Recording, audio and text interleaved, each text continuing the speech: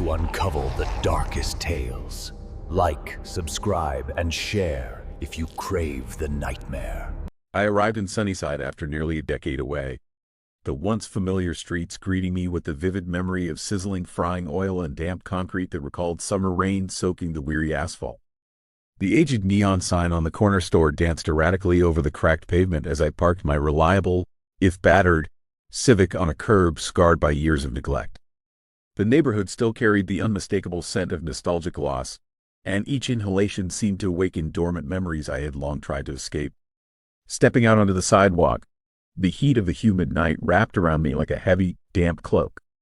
The atmosphere felt charged, imbued with the raw energy of history and the unspoken tales that lay hidden in every crevice of the cracked pavement.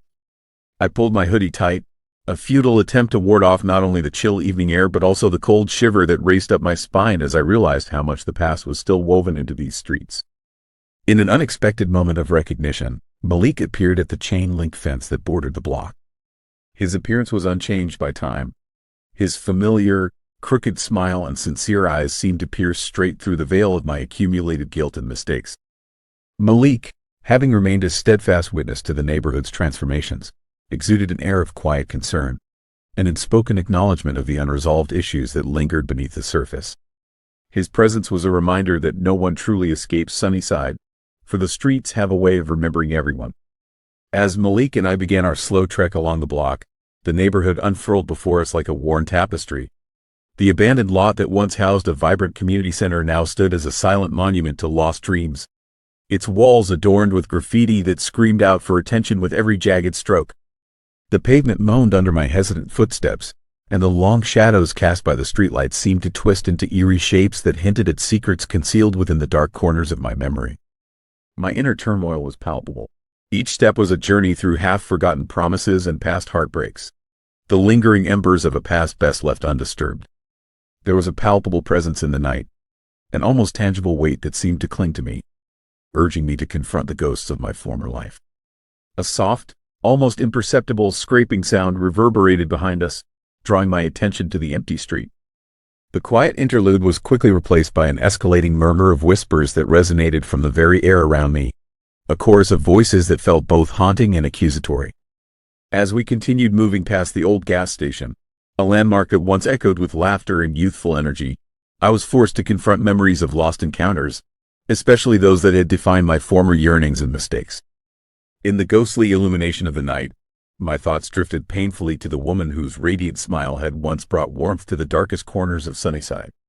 Her memory overwhelmed me, mingling sorrow and regret with the heavy burden of responsibility for what had transpired. The past, personified through fragmented images and silent accusations, hovered around me like a relentless specter. At one point, an unmistakable inscription on the wall of a rundown house arrested my gaze. The scrawled words, etched in a hurried, jagged handwriting, condemned the choices of my past, serving as a stark reminder that certain actions leave permanent marks. The sight of that foreboding message jolted me into a state of self-reflection. It was as if the very soul of Sunnyside was urging me to acknowledge not only the inescapable consequences of my past but also the need to find a path toward redemption.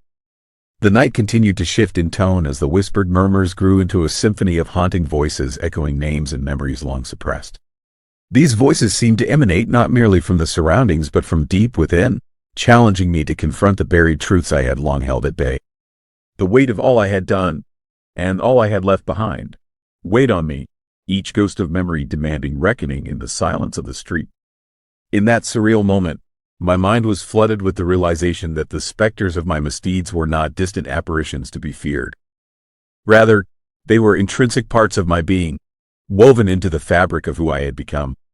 As these conflicting thoughts battled within, Malik's steady presence beside me served as a grounding force, affirming that healing required facing these past missteps head-on.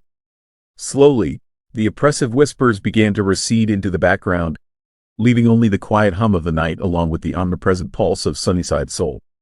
The ethereal forms that had haunted my every step melted into the darkness, only to be replaced by the lingering presence of regret and the urgent need for atonement.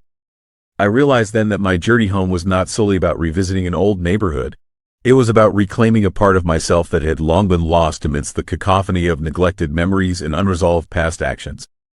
Emboldened by the silent strength of Malik's companionship, I continued to walk along the well-worn sidewalks, conscious of every faded mural, each creaking swing in the abandoned playground, and every whispered echo of yesterday. The night, with all its enigmatic qualities, was a reminder that even amid decay and abandonment, there is beauty in confronting the past and finding redemption within its lingering shadows. Today, amused by the ghosts of a once vibrant life in Sunnyside, I chose to face them, stepping forward with the resolve to be present, to acknowledge every memory, and ultimately, to reclaim the inner peace that had eluded me for so long.